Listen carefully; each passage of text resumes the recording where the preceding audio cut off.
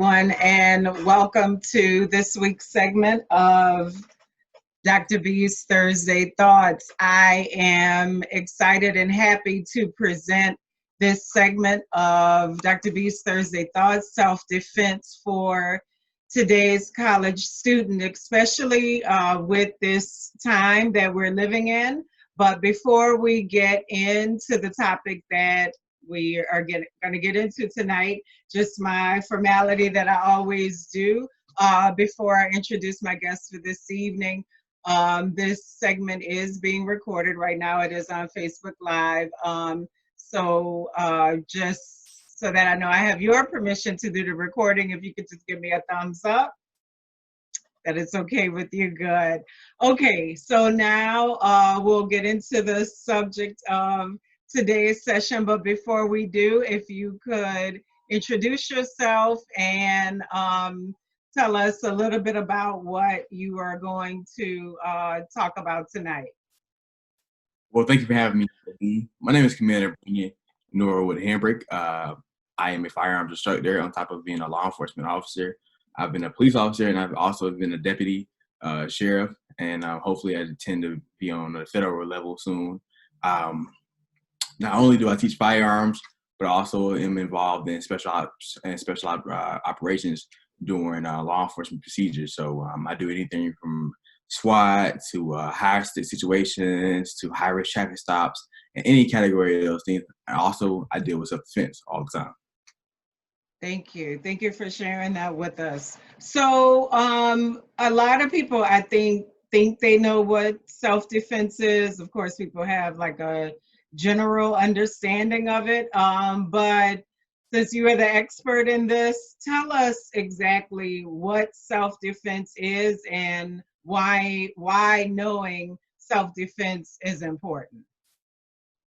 First off, I would like to say that knowing self-defense is important reason because if you have to defend yourself in any means, and it's not only with a firearm or a knife or with your hands, you need to know what the laws are that protect you as a citizen, and what is going to be useful in the case of, hey, I had to defend myself, whether it becomes for a physical fight or, sadly, the situation ends sometime in death or bodily harm. Here in Georgia, we have several different laws when it comes to self-defense.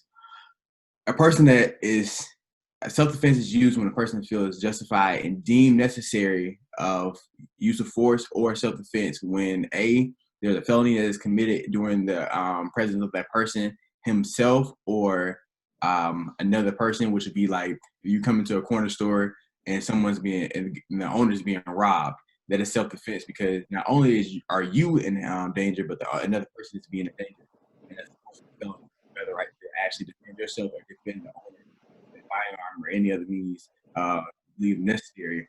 On top of that, against force, you have to understand what's reasonable for it because if somebody kicks your door in, you do have the right to defend your firearm at that person. But some people don't understand that overkill is a thing. So you might go from defending yourself to actually really self-defense. In that case, you'll be charged with murder or manslaughter. And that's not what we want. We want you to understand the levels of self-defense, levels of use of force. Level 1 be enough. Become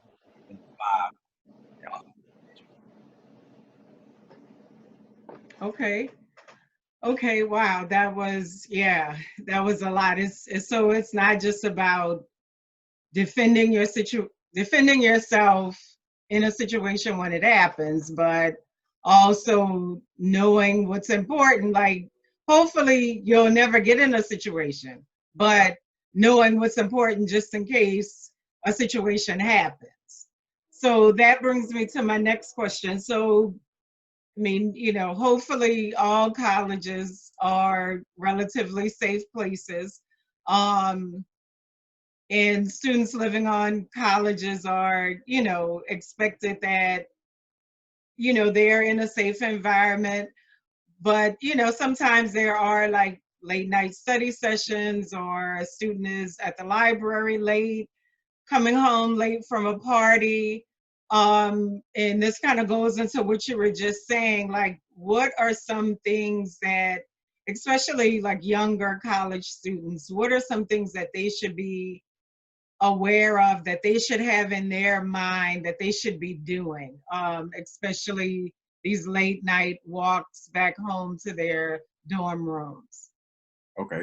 Well, Dr. B, I'm going to give you some scenarios and just a few examples. Right now, college students deal with a lot. It's a lot dealing with these campuses and just the broad aspect of having to walk from maybe one side of the campus to the other one, especially at night, like you said, with these late night study sessions. The biggest things that officers see and officers in the area who surround colleges see are some of the situations are actually 7 deadly sins. So when it comes to a college student, most college students are either A, armed rob, while walking back to their dorm room or walking to their destination. And B, it's sad to say this, but rape is a big thing on college campuses right now. And just those who armed robbery and rape, those are one of the 7 deadly sins where those are forcible felonies. You're able to defend yourself at any means necessary or defend someone else whom is being harmed in one of these aspects of those deadly sins. You really want to be very of your surroundings.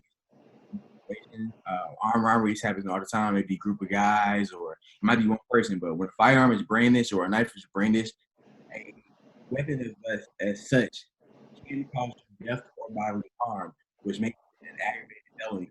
Where at any level of use of force, you can't defend yourself. Most college students are being robbed for laptops, cell phones, any money that they have. Walking forth. I tell most college students that I know here to please walk where it's lighted at. Walk in large groups. Tell my young ladies, hey, please do not walk by yourself. I know there's times that you might not have a friend or you're just trying to study, by yourself. But please, find a ride back or walk with somebody. I also suggest getting some pepper spray. Pepper spray doesn't always work, but at least some type of deterrent to try to help you in your situation. Anything can go right. Basically, I know that most colleges do not allow weapons unless you're able to defend yourself. You need to know that, hey, these are the reasons why I can defend myself, who I can defend, when I can defend, and understand, like, hey, if I take you from A, I have to take it all the way out because you can't just fire a firearm. School, these many things, but you might save someone's life, honestly. A lot of people, we hear on the news how college kids are taken advantage of because oh, they're new or they just only been in college and trying to, do these certain things, and they're praying on the week. Obviously, they're praying on the week, and that's where a lot of folks come to step up with the children, the kids that are in college, and these different things. And also, everyone wonder why mass shootings happen so much at schools, because that, hey, there's only probably one person on the campus who has a firearm, and he's going to be able to take out that one person while all these kids are running, while all these faculty and staff are running towards him. You're aware of surroundings when you're in the area at night. Always be able to call the police, have your phone ready. Yeah. You were going out a little bit for that last part. You were saying, what did you say right before? Always have your phone ready? Oh, always be prepared to call the police. Always be aware of your surroundings. Because if you see something suspicious, a car driving by, most people don't notice, but we call them the suspect. But the suspect usually has driven past you, has followed you, several times. And you might not notice, but we've done major stings where, we've put a officer out, a female officer. She might walk the campus just to see what goes on. And she has located a car that might have followed her, several blocks or has rolled past her several times in the last few minutes. And that brings a suspicion, why are you following me or what's going on? But if you're aware of your surroundings, 9 times out of 10, you might catch your suspect before something happens to you, and you're able to get, you're able to duck off, or you're able to run, or go ahead and get the police rolling your way so that someone can help you. You always want to let somebody know where you are, and always want someone to be able to get to you and help you. Yeah. Wow. Yes. Oh, that sounds very helpful and very important. So let me ask you about, of course, this age we're living in now, or this how officers are dealing with Black lives all around, but in particular, Black youth. Like, it doesn't matter. Like, it doesn't matter if they're like a Black youth on the street or a Black youth, somebody attending college. Um, as somebody that, you know, is an officer, what would you say like are the proper responses? And I'm thinking particularly of the incident that happened with the two AUC students. Like, is there a better way that they could have handled the situation? Not at all placing any blame on the students at all, but like, are there certain responses that, you know, we're supposed to have when we're stopped by the police? Well, let me just speak from a both sides, because not only am I a law enforcement officer, but I'm a Black man. I'm a young person. You know, I'm actually going back to college myself, and I'm still in my early 20s. So when dealing with law enforcement, some people are just scared naturally, and it's, you know, it's okay to, you know, be your senses a little heightened, but I don't want anybody to fear law enforcement, and I want law enforcement to fear the citizens that we're here to protect. And the situation with the AUC students, communication, honestly, is just a little more communication on both sides. People fail to realize sometimes these days that we're still law enforcement officers, and it is our duty to protect and serve, but we're here to protect and serve you. And giving information, it's not always to tell you what to do. It might be something that actually saves your life. Honestly, during the situation, not only were people rioting, setting things on fire, and there were a lot of sounds that sounded like gunshots around the areas. More likely, they were just trying to get the kids out of the, you know, situation. Like, hey, just keep going to Florida. But when it comes to the aspect of communication with a civilian and an officer, a lot of times it's respect. A lot of people feel like, oh, an officer's going to come off hand and say, hey, you know, tell me what to do. You know, you're not my dad. You don't control me. And it's not a situation. We're giving lawful instruction. And that's what's in our, you know, credentials and our deems are necessary as the badge we carry. It's not always about the badge, but hey, you know, respect goes a long way with whether if it's me and you talking to Dr. B, or if it's me and someone else talking to, you know, on the street. Respect goes a long way. The situation with the AUC students, there were several. They gave them several verbal commands before anything ever happened. And I'm not sure that you or the viewers have actually seen all of, you know, body cam, but you know, the officer gave them about 3 times to move. They said they were waiting on someone, of course, and you know that's okay. But he gave an order. You know, he said, hey, this is a lawful order. You know, we need you to go ahead and move. And they kept saying no. So when the officer did try to, you know, go hands on, which is a lot, which is it's allowed, you're able to go hands on. Doesn't mean physical, but hey, you know, step out the car. Now we're gonna have a, you know, lawful discussion, and it's more than just that, hey, I gave you a command. Now we paused your movement, so you're not being arrested, but you're detained right now. The driver pulled off. You don't want to do that. You don't want to incite any type of action or, you know, violence, you know, with law enforcement. It's civilians also. We don't want to engage in that. You know, it could have been a lot simpler with just, hey, yes, sir, you know, my friend, can you just, you know, maybe try to talk to him a little more instead of trying to just pull off when he opens the door, which caused the officers to chase the vehicle down. And then the young lady, she didn't deserve what happened to her. You know, a lot of that was unnecessary. You know, she was just kind of scared. She was more scared and screaming for, hey, you know, just give me a second. She was willing to get out of the car and cooperate, you know. So that situation right there is really communication. If most people don't know, which I have one here, this is a taser, one of the tasers that was used in the situation. Taser comes from anywhere for about 12,000 volts of electricity when you're tased. It does lock your body up. So if you're hit with a taser, you're gonna lock up. You're not gonna be able to move. Some people are able to move depending on how much mass you have, and depends on where the taser hits you, because 2 pawns is what it takes to connect for you to actually lock your body up. So when we're in taser class, we get hit right into the spinal cord and the back area, and it locks the entire body up. And you're locked up for about 5 seconds. We give you that's a test to actually take to pass. So each officer has actually been tased before they're given a taser to perform their duty. Wow. And situation where the students were both tased and pepper sprayed. That's the question. And ways, hey, you got pepper spray going on. That's really vile. Like it's really spicy. You can't really see it. You're crying. These different things. And then you have tasers going. Your body's locking up. You're feeling the pain. Uh, some people have died from tasers. Some people have not. But you gotta understand that this taser is not deadly force. It's actually useful. So it's able to actually cause, which like I said, lock your body up. It's able to cause those type of reactions to the body instead of using a handgun or using a rifle to deter from the criminal.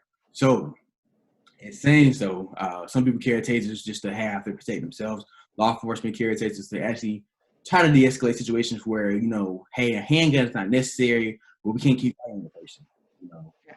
Most people always ask, hey, how does this work? What kind of voltage does it have? How far does the taser go?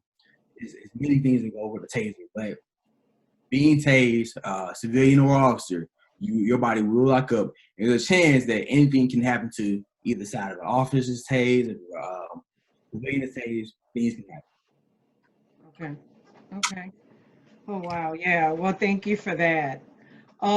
So why is this topic of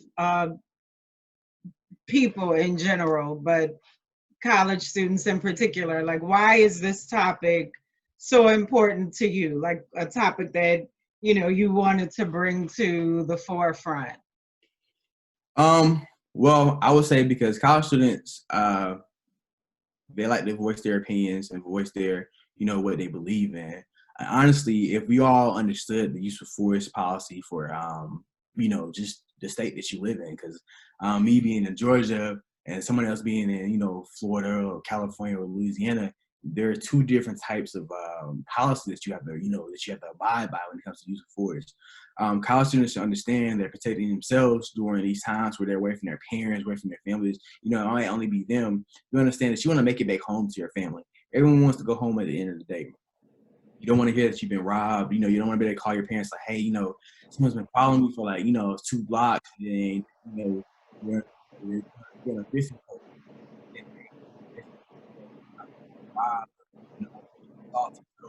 I always want to tell college students to, hey, take these self-defense classes, learn about your surroundings, learn how to, read people and read, your surroundings and how to, get away from a situation, because at the end of the day, we want you to come home.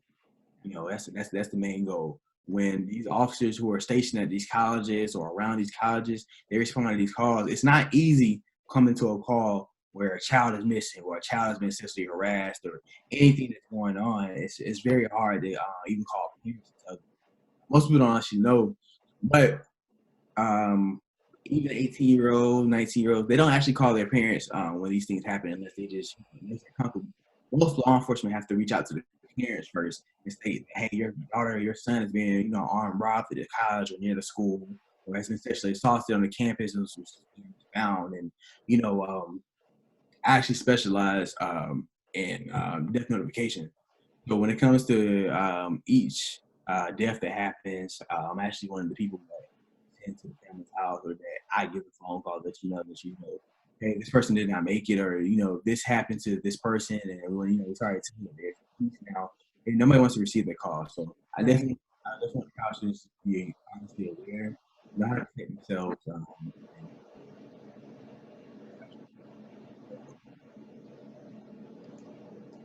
And say that last part one more time.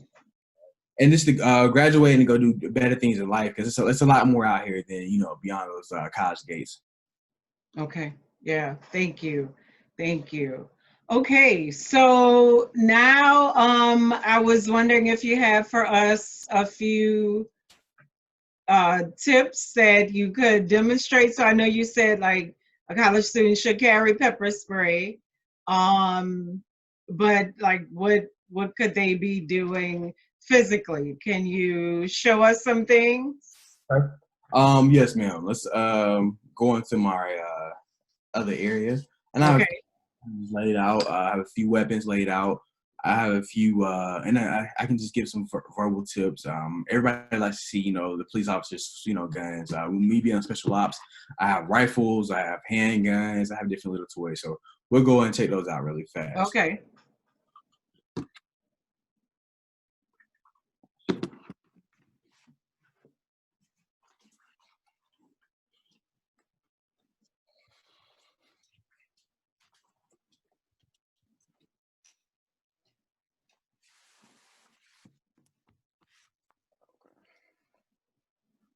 Can you see me good, Dr. B? Yes.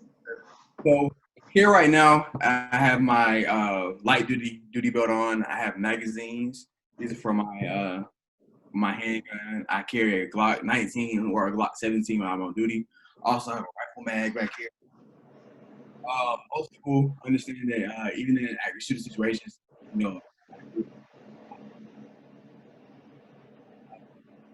18 years old, you can't own a rifle. Some people don't know that, but you can own a rifle. Just be responsible with your handgun. All weapons are safety because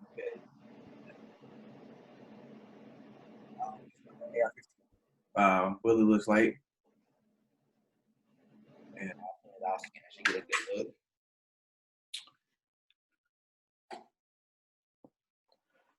And then this is what a Glock 19 or a Glock 17 9mm bullet looks like. This is a hollow point. A hollow point does some more damage than a regular bullet does, but all bullets, do go through people. This is my off-duty weapon. I have a flashlight on here. It does carry 15 rounds inside of it, and then one in the chamber. My flashlight has 11. It has 1,000 lumens on it, so it's very bright, especially at nighttime when I'm chasing people down or having to clear a house. I also have my SWAT rifle here. It has an optic on top of it. It has a railing system. It has a flashlight with a laser. It has a breaching muzzle on, so I can actually put this to a door and blow the door hinges off or blow the door knob off. My AR-15 rifle does carry 30-round rifle bullets inside. I only pull this out usually when I have high-risk situations.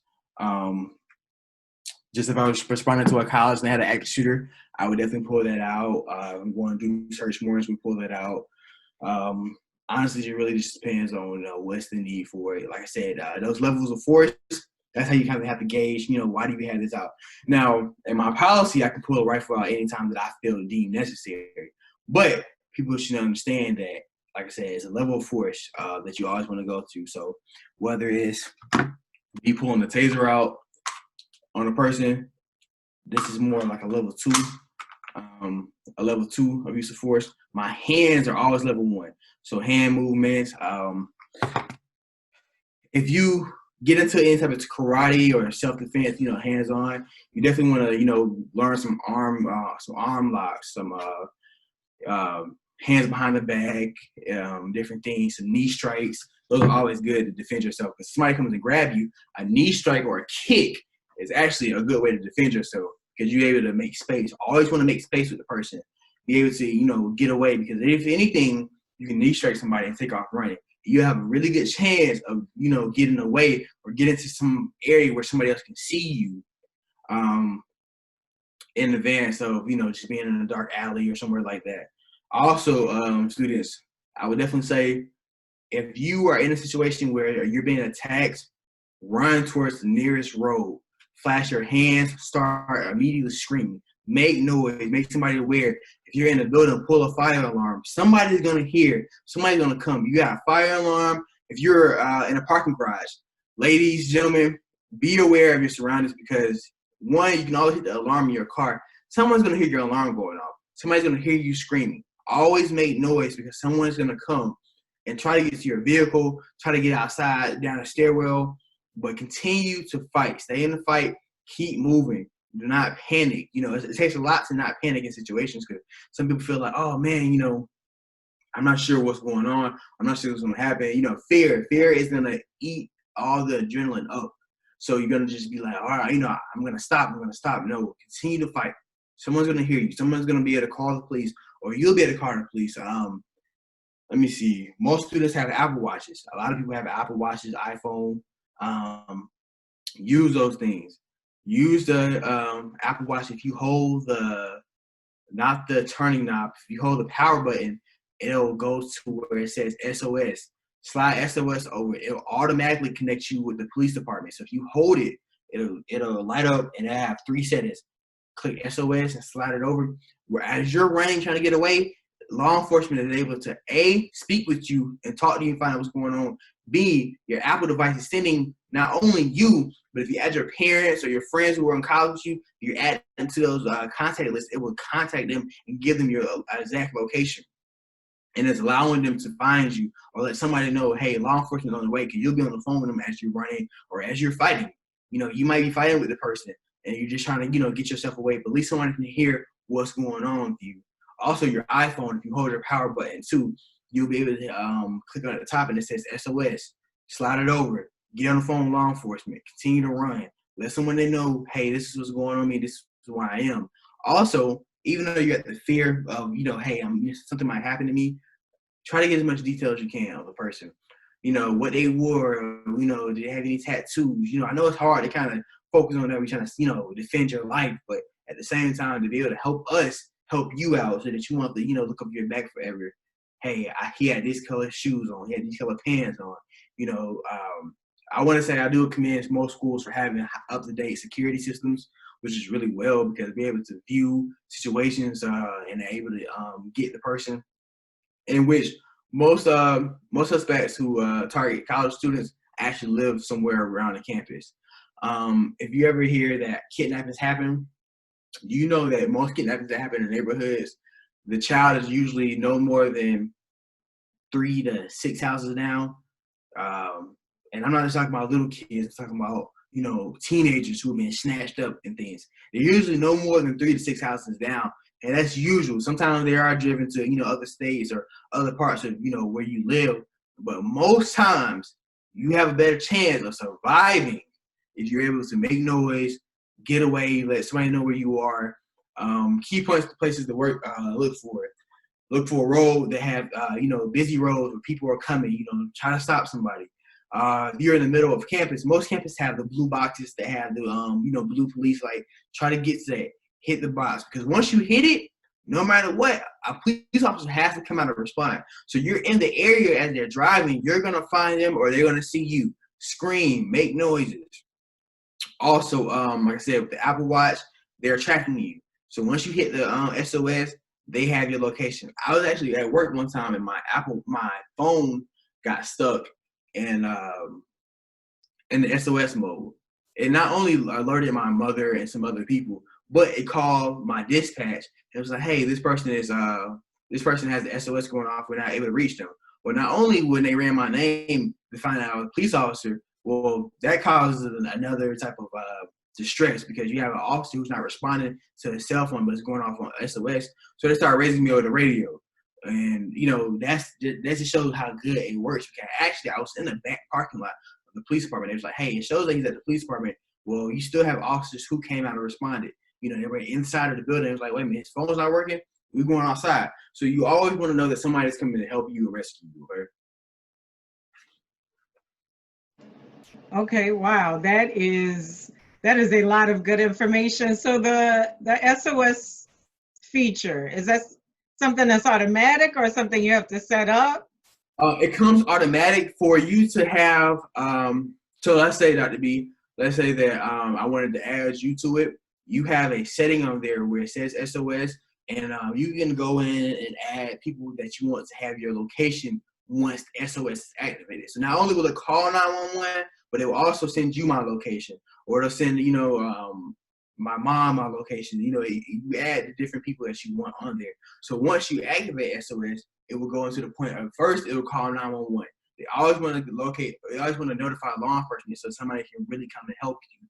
And then give you a location, because a lot of times people don't know where they're going, especially even in a hasty situation like that. You're just running, trying to get away, but you don't know what street you're on. You don't know where you're around unless you just know your campus. So let's say you ran from the library to your dorm room. Well, hey, we don't know where the library and dorm room unless it's the college police, and not all the time is there enough college police to answer the call. sometimes local law enforcement has to come in and help. And we're like, hey, we're looking between these areas. Well, dispatch is giving us on the radio, hey, the location is pinging from the parking garage, or she's in the middle of the courtyard, or he's in the middle of the courtyard, you know, things of that nature.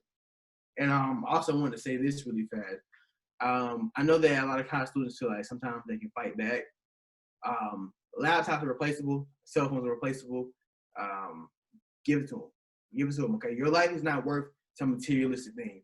Your life is more important. Your parents didn't wait 9 months to create you and raise you to 18, 19 years old to go to college for you to lose your life over a materialistic thing.